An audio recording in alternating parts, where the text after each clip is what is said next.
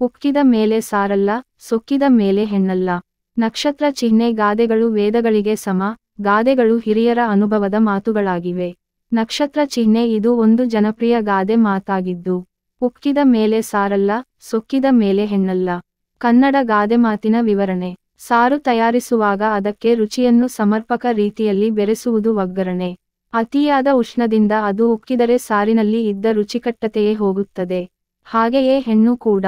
ಹೆಣ್ಣಿಗೆ ಸೊಕ್ಕು ಬರಬಾರದು, ಅದು ಅವಳ ಅವನತಿಗೆ ಕಾರಣವಾಗುತ್ತದೆ. ಹೆಣ್ಣಿಗೆ ವಿನಯವೇ ಭೂಷಣ, ಅವಳ ಮಾತಿನ ಕಲೆಯೇ ಪುರುಷನನ್ನು ರೋಮಾಂಚನಗೊಳಿಸುತ್ತದೆ.